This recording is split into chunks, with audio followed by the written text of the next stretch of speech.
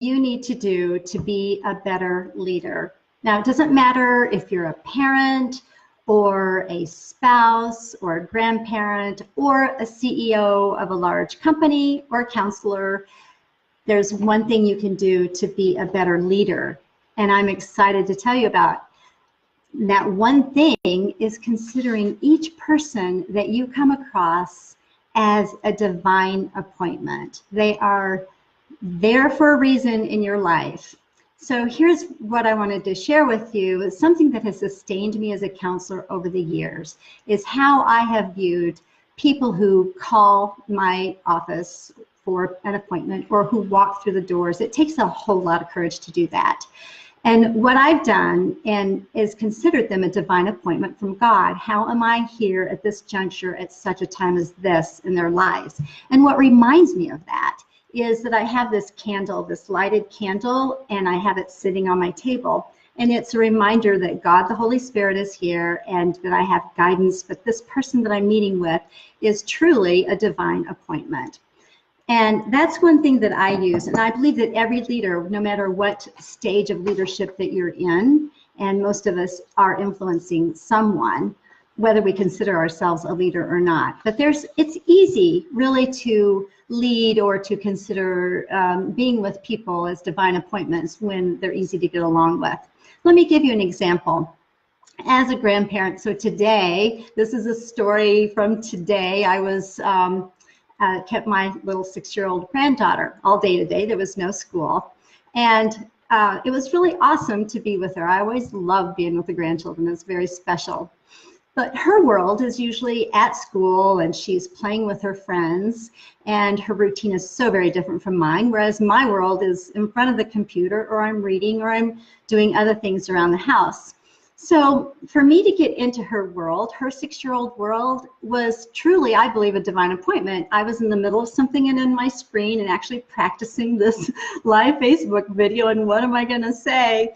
But she said, Mimi, come out. I want to swing on the tire swing. And I was on the computer. I thought, you know what? There's two ways that I could treat this. Either I could say that she's an interruption to my day or what I was doing in the moment, or I can consider her a divine appointment. I chose the latter, and I went outside and I pushed her in the tire swing, and we had a good time. And those times of sunlight and being with her in her world was very energizing to me. So as far as considering people as divine appointments in your leadership, it's so easy, isn't it, with people who are easy to do that with, such as grandchildren. On the other hand, it may be a little bit more difficult, especially even if you're a parent. Hold on. If you're a parent and your child's throwing a temper tantrum, or there's a real difficult circumstances that you're going through, it's a little bit more challenging. But not only do we need to see people as divine appointments that are easy to do that with, but we also need to consider that with difficult circumstances and difficult people. Now, if you're leading a large corporation, or you're a pastor leading a congregation, and but really not just these professions, but any of us, we at one time will always likely have at least one difficult person in our lives or a difficult situation. How are we going to handle that?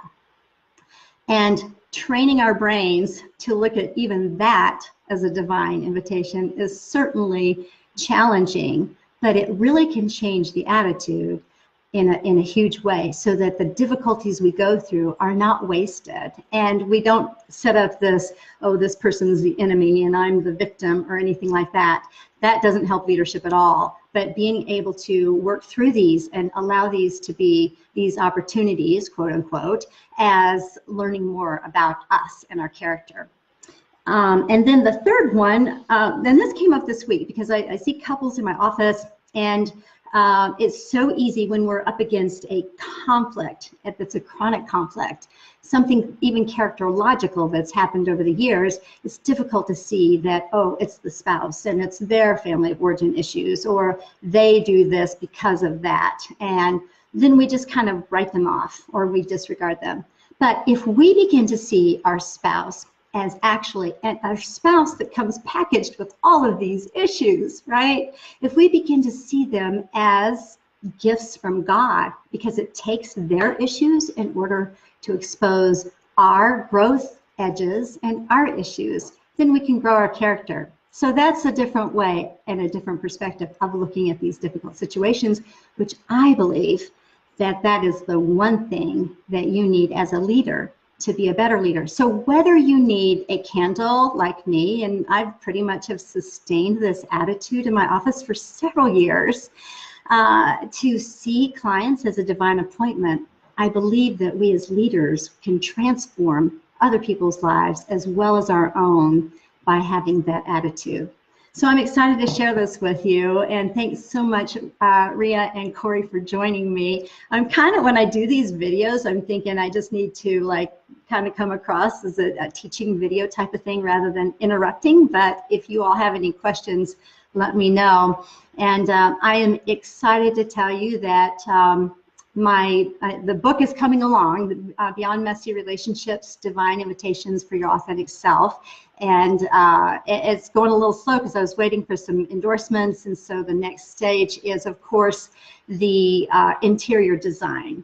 And also, so this 2018 is kind of a year, or 2019 going into 19 is kind of some transition going for me. And also, one of the reasons I'm doing these live Facebook videos, if you know of anybody that would like to have a speaker, I am beginning that dimension in my business, I guess is what you call it. So I'm a counselor, but now I'm an author, and I'd like to expand my speaking.